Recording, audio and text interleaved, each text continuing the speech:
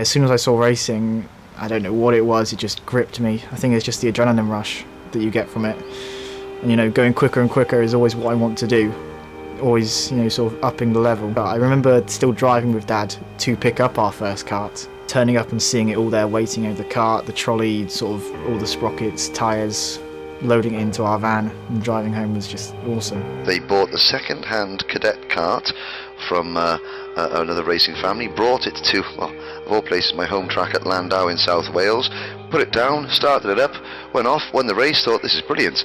It was tricky because we always had a target on our backs compared to the big spenders in big teams, but it was always encouraging to see how well we could do against the best in the sport. Down the back of the field, oh, so no break for them. For the lead! Foster for the lead! I started back when I was, I think, 7, just turning 8. And as I got older, I'd move up into sort of junior karts, then senior karts. It is going to be a victorious, dominant run for Tommy Foster. He is the new Rotax Festival champion. Quite a few championships, quite a few wins in the F4, picked up a win. Wins, here's the battle of the second, Skelton's chasing, can he get it? No he can't, Foster hangs on to him. And then now we're moving into LMP3 endurance racing, which is very exciting.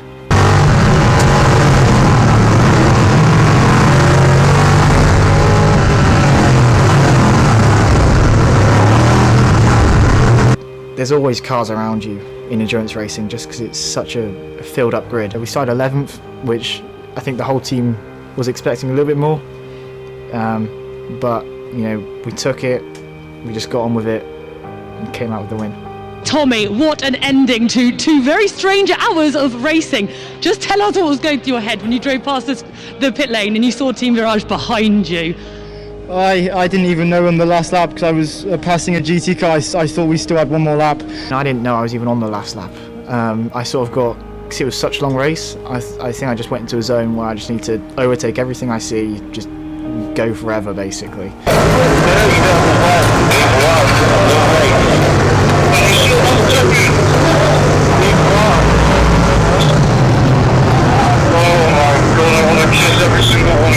So he had to convince me for about half a lap that I had won. And then eventually, you know, I slowed down. It worked perfectly for us. I'm the happiest man on earth right now. Thank you very much.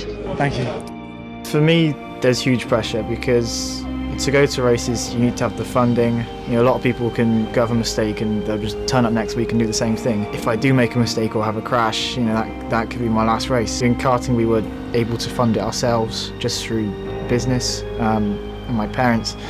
Now moving into cars, the budgets are hugely more expensive. They have always run as a lad and dad team. They've never been with one of the big teams. It is just Mr. Foster and young Tommy with help from Mrs. Foster on the catering and logistical department. And now Tommy starts a world final from pole position. A lot of sacrifices have been made, but you know, my parents are super supportive.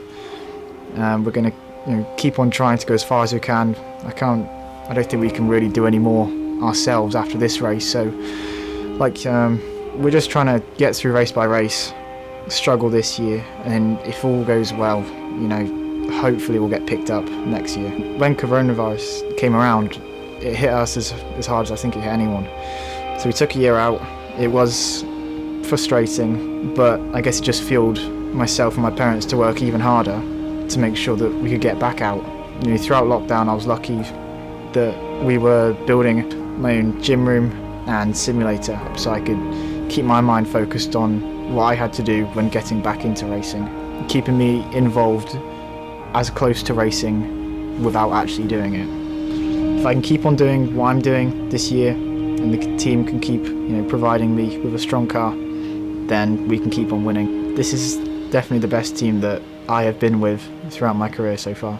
It's nice to look back and see all the sort of the success that I have had, but I always sort of am hungry for more. You know, I look at them and think, all right, that's cool. It's all part of the learning process. I want to do more.